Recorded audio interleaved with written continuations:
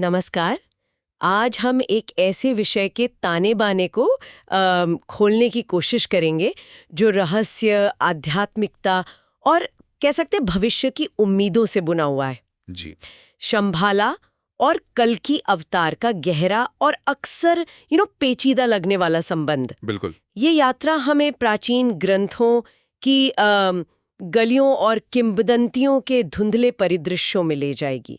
हमारी इस चर्चा का आधार है प्राचीन तिब्बती, हिंदू, खासकर विष्णु पुराण और भागवत पुराण और बौद्ध ग्रंथों से मिले हुए सूत्र। जी हाँ। हमारा काम है इन बिखरे हुए सूत्रों को जोड़कर एक स्पष्ट तस्वीर बनाने की कोशिश करना, ये समझना कि इन प्राचीन अवधारणाओं का आज हमारे लिए क्या मतलब हो सकता है। सही बात है, एक बहुत ही जरूरी कोशिश है। तो आज का हमारा मिशन क्या है? हम शंभाला की पहेली को सुलझाने की कोशिश करेंगे।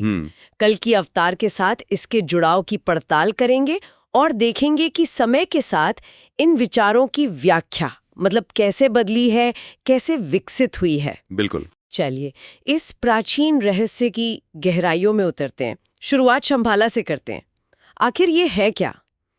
जब हम प्राचीन तिब्बती, हिंदू और बौद्ध ग्रंथों को देखते हैं तो उनमें इसका जिक्र एक छिपे हुए रहस्यमयी राज्य के तौर पर मिलता है। हाँ बिल्कुल। अक्सर कहा जाता है कि ये कहीं दुर्गम हिमालय की चोटियों के बीच या शायद मध्य एशिया के विशाल पठारों में स्थित है। लेकिन क्या ये सिर्फ भूगोल की बात है या कुछ और भी? नहीं, ये सिर्फ भूगोल की बात नहीं है, बिल्कुल भी नहीं। मतलब भौगोलिक संकेतों के अलावा भी बहुत कुछ है इसमें। शंभाला सिर्फ एक नक्शे पर मौजूद जगह नहीं है, बल्कि ये एक शक्तिशाली प्रतीक भी है। प्रतीक? किस तरह का प्रतीक? इसे पवित्रता, गहन आध्यात्मिक ज्ञान और अत्यंत विकसित मतलब आत्मज्ञानी प्राणियों की भूमि माना जाता है। अच्छा। किंवदंतियों में तो यहाँ तक कहा गया है कि इसे केवल वही खोज सकते हैं जिनका हृदय पूरी तरह से निर्मल और शुद्ध हो। तो ये भौतिक खोज से ज्यादा एक आध्यात्मिक योग्यता की बात लगती है। और यहीं पर मामला दिलचस्प हो जाता है ना? जी। क्योंकि सदियों से साहसी खोजकर्ता, आध्यात्मिक जिज्ञासु और यहाँ तक कि कुछ राजनीतिक शक्तियां भी इसकी तलाश में लगी रही हैं। हाँ बिल्कुल। अनेकों अभियान हुए, कहानियां बनी, पर आज तक कोई ठोस मतलब कोई पक्का भौतिक प्रमाण सामने नहीं आया कि हाँ ये रहा शंभाला। सही कहा आपने, कोई निर्विवाद प्रमाण नहीं है। ये चीज हमें सोचने पे मजबूर करती है, क्या हम गलत जगह खोज रहे हैं या शायद गलत तरीके से?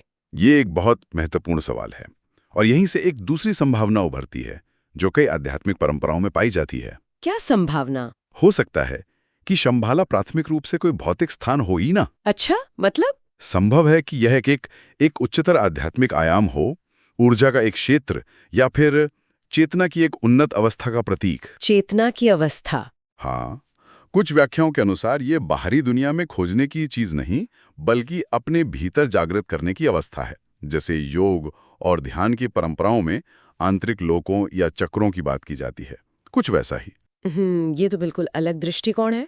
जी। अच्छा, तो ये शंभाला का एक पहलू हुआ, एक रहस्यमयी स्थान जो शायद भौतिक से ज्यादा आध्यात्मिक है। अब इसे हिंदू धर्म के कल्कि अवतार की अवधारणा से जोड़ते हैं।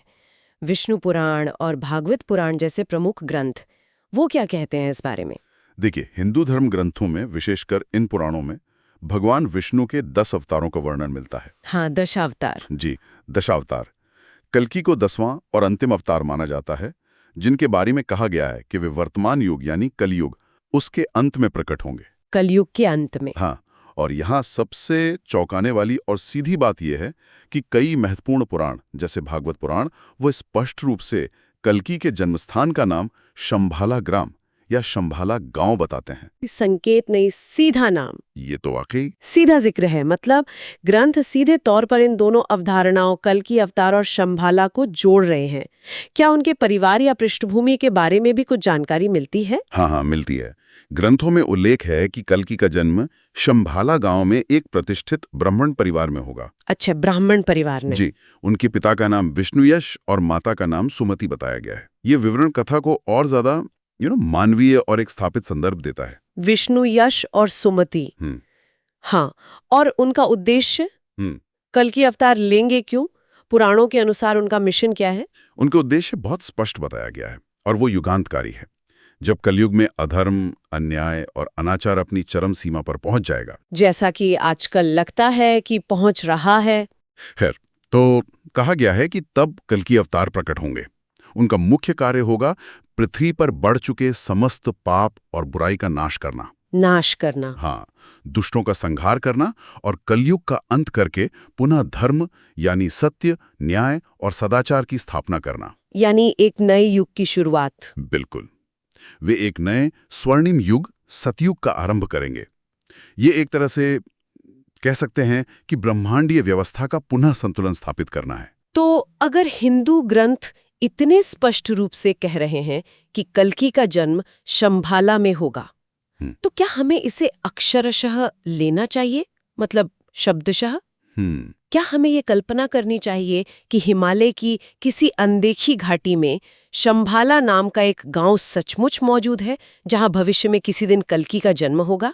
या फिर जैसा आपने पहले संकेत दिया था, इस शंभाला का कोई गहरा प्रतीकात्मक अर्थ निकालना ज्यादा सही होगा? देखिए, यहीं पर आकर व्याख्याओं का द्वंद्व शुरू होता है और हमें दो मुख्य धाराएं देखने को मिलती हैं। दो धाराएं कौन सी? एक है शाब्दिक या भौतिक व्याख्या, मतलब जो लिखा है उसे वैसे ही मानना, और दूसरी है प्रतीकात्मक या आध्यात्मिक व्याख्या। अच्छा, तो शाब्दिक व्याख्या वाले क्या मानते हैं? जो लोग शाब्दिक व्याख्या पर जोर देते हैं वे मानते हैं कि शंभाला एक वास्तविक मतलब भौगोलिक रूप से मौजूद लेकिन छिपा हुआ स्थान है। छिपा हुआ। हाँ, वे मानते हैं कि ये शायद भारत, नेपाल, तिब्बत या मध्य एशिया के किसी बेहद दुर्गम अनदेखे क्षेत्र में स्थित है और कल्कि अवतार का जन्म वास्तव में उसी भौतिक स्थान पर होगा। तो वो सबूत ढूंढते होंगे। हाँ, इस दृष्टिकोण के समर्थक अक्सर भौगोलिक सबूतों या प्राचीन यात्रा वृत्तांतों में इसके संकेत ढूंढते हैं। और दूसरी तरफ प्रतीकात्मक व्याख्या। हाँ, वहीं दूसरी ओर प्रतीकात्मक व्याख्या करने वाले विद्वान और आध्यात्मिक साधक मानते हैं कि शंभाला किसी ईंट पत्थर के गांव का नाम नहीं है। तो फिर क्या है? उनके अनुसार यह एक रूपक है, मेटाफर है। ये उस पवित्र, शुद्ध आध्यात्मिक क्षेत्र का प्रतीक है जो हर इंसान के भीतर मौजूद है, या कह लीजिए चेतना की उस उच्चतम अवस्था का द्योतक है जहां दिव्यता का अवतरण संभव है। अच्छा, भीतर? जी, इस दृष्टिकोण से शंबाला में जन्म का अर्थ होगा चेतना के उस शुद्धतम स्तर पर कल्कि तत्व का प्राकट्य, बाहर नहीं भीतर। तो इसका मतलब ये हुआ कि शंभाला की खोज शायद बाहर पहाड़ों या घाटियों में करने के बजाय अपने भीतर की आध्यात्मिक यात्रा में करनी होगी। हाँ, कुछ ऐसा ही। ये सोच तो पारंपरिक खजाने की खोज जैसी धारणाओं को बिल्कुल पलट देती है। ये कहती है कि असली खजाना, असली शंभाला हमारे अंदर ही है। बिल्कुल, ये दृष्टिकोण खोज की दिशा ही बदल देता है। यह कहता है कि शंभाला एक अवस्था है, न कि सिर्फ एक स्थान। एक अवस्था। हाँ, और इस व्याख्या के अनुसार कल्कि का शंभाला में जन्म लेना शायद किसी खास भौगोलिक घटना के बजाय मानवता की सामूहिक चेतना में एक बड़े आध्यात्मिक परिवर्तन, एक नई जागृति का प्रतीक हो सकता है। वाह! ये बाहरी उद्धारकर्ता के साथ साथ आंतरिक परिवर्तन की ओर भी इशारा करता है। ये व्याख्या तो निश्चित रूप से बहुत गहरी है। अब क्या इस पूरे विषय में कोई और सांस्कृतिक या धार्मिक पहलू भी है जो इस तस्वीर को और रोचक बनाता है? क्या शंभाला की अवधारणा सिर्फ हिंदू धर्म तक ही सीमित है? नहीं, बिल्कुल नहीं। और यहीं एक और बहुत दिलचस्प परत जुड़ती है। बताइए। शंभाला की अवधारणा तिब्बती बौद्ध धर्म में भी अत्यंत महत्वपूर्ण और काफी विकसित रूप में मौजूद है। खासकर कालचक्र तंत्र में इसका विस्तृत वर्णन है। तो ये सिर्फ हिंदू परंपरा का हिस्सा नहीं है। तिब्बती बौद्ध धर्म में भी? अच्छा जी, तिब्बती बौद्ध परंपरा में भी शंभाला को एक रहस्यमयी छिपा हुआ राज्य माना जाता है जो ज्ञान, शांति और आध्यात्मिक शक्ति का केंद्र है। बिल्कुल हिंदू धर्म जैसा ही लग रहा है। काफी समानताएं हैं।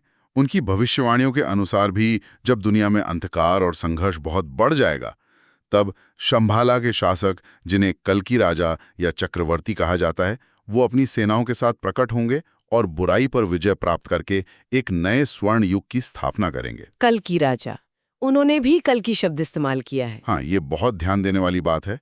तिब्बती बौद्ध धर्म में भी कल्कि शब्द का प्रयोग होता है। यद्यपि उनके कल्कि राजाओं की वंशावली और भूमिका हिंदू कल्कि अवतार से थोड़ी भिन्न है। भिन्नता है। हाँ, भिन्नता है। पर मूल विचार एक भविष्य का उद्धारकर्ता शासक जो शंभाला से आएगा और धर्म की पुनर्स्थापना करेगा, ये आश्चर्यजनक रूप से समान है। ये कितना अद्भुत है। मतलब दो अलग अलग, हालांकि पड़ोसी हैं, आध्यात्मिक धाराएं, हिंदू और बौद्ध, एक समान भविष्य की आशा, एक छिपे हुए पवित्र स्थान और वहां से आने वाले एक उद्धारकर्ता की अवधारणा पर मिलती हैं।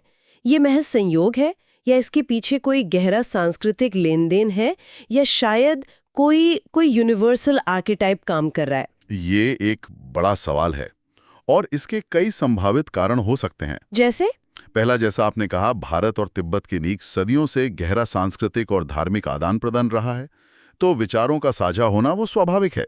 हाँ, ये तो है। दूसरा, ये उद्धारकर्ता और स्वर्ण युग की वापसी का जो विचार है, ये कई संस्कृतियों में पाया जाता है।